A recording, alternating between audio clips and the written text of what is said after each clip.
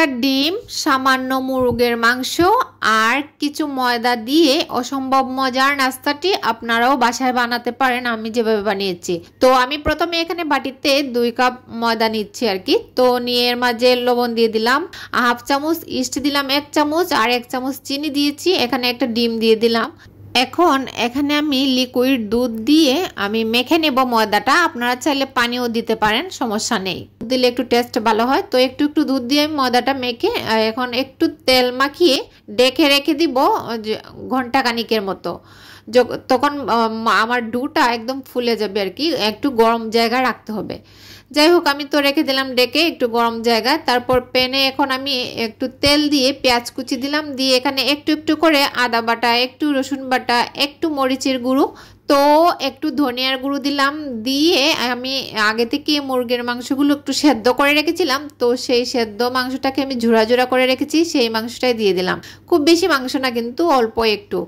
তো দিয়ে তারপর এখন নাড়াচাড়া করে একটু ভাজা ভাজা হওয়ার পর এখানে আমি গোলমরিচের গুঁড়ো দিয়ে দিলাম, আর এখন দিয়ে দিচ্ছি হলো একটু জিরার গুঁড়ো, ভাজা জিরের গুঁড়োটা দিলাম, দিয়ে আবার একটু নাড়াচাড়া করে মিশিয়ে নিচ্ছি।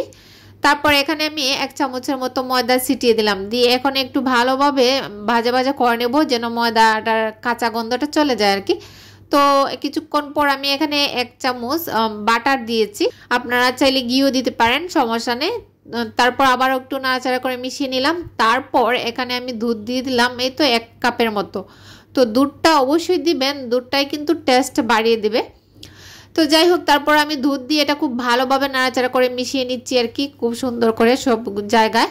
এই তো আমার মেশানোটা হয়ে গেল ভালোভাবে। এর মাঝে এখন আমি দিয়ে দেব হলো সয়া সস। তো সয়া সসটা আমি একটু দিয়ে দিচ্ছি, দিয়ে আমি আবার একটু নাড়াচাড়া করে নেব। সয়া সসটা দিলে এটা ব্যালেন্সটা ঠিক থাকবে, আর তখন কিন্তু লবণটাও বুঝে দেবেন, কারণ সয়া সসে একটু লবণ থাকে। তো তারপরেই তো আমি সয়া সসটা দিয়ে মিশিয়ে নিচ্ছি আর কি। আর দেখেন আমার এটা কিন্তু গাঢ় হয়ে গিয়েছে, আর একটু গাঢ় হবে। এখন এর মাঝে আমি দেব হলো টমেটোর সস দেব, এর আগে একটু লবণ দিয়ে নিলাম, তারপর টমেটো সসটা দেবো আর একটু টেস্টটা ভালো হবে। তো এই তো আমি এখন টমেটো সসটা দিয়ে খুব ভালোভাবে নাড়াচাড়া করে মিশিয়ে নিচ্ছি। দেখেন আমার পুরোটা কিন্তু একদম গাঢ় হয়ে গিয়েছে, একটা গাঢ় পুরে পরিণত হয়েছে। তো যাই হোক, আমার পুরোটা তো রেডি হয়ে গিয়েছে, আমি এটা নামিয়ে ঠান্ডা করে নেব। আর এদিকে যে ব্যাটারটা রেখেছিলাম মেখে, তো ডোটা আর কি, তো সেই আমার ডোটা দেখছেন ফুলে গিয়েছে। এখন আমি আবার একটু ভালোভাবে মেখে নিচ্ছি। মেখে এখন আমি ছোট ছোট করে রুটি বেলে নেব আর কি। তো এই তো আমি একটু ময়দা চিটিয়ে ছোট ছোট করে কয়েকটা রুটি করে নিচ্ছি আর কি। তো এই তো আমি একটা রুটি করে নিলাম। এখন যে আমি পুরটা করে রেখেছিলাম, তো সেই পুরটা এই রুটির উপরে দিয়ে দিলাম, দিয়ে এখন একটু ছড়িয়ে দিলাম, দিয়ে এর উপরে একটু টমেটো সস দেব, আর না দিলেও হয়। তারপর আমি দিলাম কি আর একটু যেন ভালো হয় টেস্ট। তো টমেটো সসটা দেওয়ার পর আমি চারপাশে কিন্তু একটু পানি লাগিয়ে নিচ্ছি, হাতটা ভিজিয়ে। এই তো আমি পানিটা লাগিয়ে নিলাম, লাগিয়ে নিয়ে তারপর আরেকটা রুটি আমি উপর দিয়ে ঢেকে দেব, দিয়ে আর কি চারপাশে একটু চেপে চেপে বন্ধ করে দেব। তো এই তো আমি এটা চেপে চেপে বন্ধ করে দিচ্ছি। এভাবে এভাবে করেই কিন্তু আমি বাকি যে কয়টা রুটি আছে সেগুলোও আমি করে নিচ্ছি। তো এই তো আমার একটা করা শেষ। তারপর আমি উপরে একটু ডিজাইনের জন্য যে আমাদের ছুরি আছে না, এটার উল্টা উল্টা পাশে কিন্তু দিয়ে এভাবে একটু দাগ কেটে নিলাম, একটা শেপ হবে। তারপর উপরে একটু দুধ আর ব্রাশ করে দিচ্ছি আর কি, দুধ আর ডিম। তো ডিমের কুসুমটা কিন্তু দিয়ে এখন একটু ব্রাশ করে দিচ্ছি, দিয়ে ব্রাশ করার পর এর উপরে আমি একটু সাদা তিল ছিটিয়ে দেব, আরো সুন্দর হবে দেখতে, আর খাবারের সময় দাঁতের মাঝে পড়বে, অনেক ভালো লাগবে। তো যাই হোক, এই তো আমি তিলটা ছিটিয়ে দিচ্ছি উপরে। এভাবে করে আমি সবগুলাতেই তিল ছিটিয়ে দেব। তো আমি একটা করে দেখালাম আর কি। এখন তো আমার এগুলো রেডি হয়ে গিয়েছে, তো আমি 2টা এখানে রেখেছি। এখন এই তো প্যানে আমি পরিমাণ মতো তেল দিয়ে আস্তে করে উঠিয়ে এটা ছাড়বো, কিন্তু খুবই নরম থাকে। তারপর কম আগুনের তাপটা কিন্তু কম থাকবে, আমি এক পাশ ভেজে উঠিয়ে নেব, একটু পরে দেখবো আর কি হয়েছে কিনা, একটু উঠিয়ে তারপর খুবই আস্তে করে উল্টে দিতে হবে।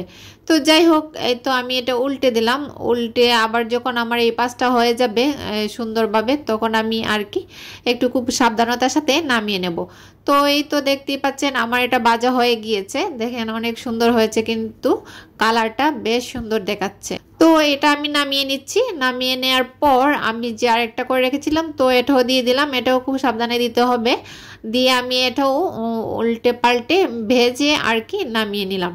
তো আমার দুইটাই নামানো হয়ে গেল। একটা আমি কিন্তু একটু একটু গাঢ় করে ভেজে নিচ্ছি যেন কালারটা একটু ভিন্ন হয়। তো যাই হোক, আমার এটা ঠান্ডা হয়ে যাওয়ার পর আমি একটু কেটে নিচ্ছি আর কি। এই তো আমি কেটে নিচ্ছি, আমি এখানে দুটাই কেটে নিচ্ছি। এই তো আমি দুইটাই কেটে নিলাম সুন্দরভাবে। তারপর এখন একটু প্লেটে পরিবেশন করে দিচ্ছি। আর এভাবে এই নাস্তাটা কিন্তু অনেক মজার হয়, আপনারা বাচ্চাদের টিফিনে, মেহমান আসলে, সন্ধ্যা এবং সকালে নাস্তায় খেতে পারেন। অনেক টেস্টি এবং স্বাস্থ্যকর খাবার বাসাতেই রেডি করা যায়, আপনারা চাইলেই করতে পারেন। তো আমার রেসিপিটা যদি আপনাদের ভালো লাগে থাকে তাহলে সবাই একটু লাইক করেন এবং শেয়ার করে দেবেন। তো ফাইনালি আমি এখানে একটা প্লেটে বেড়ে নিচ্ছি।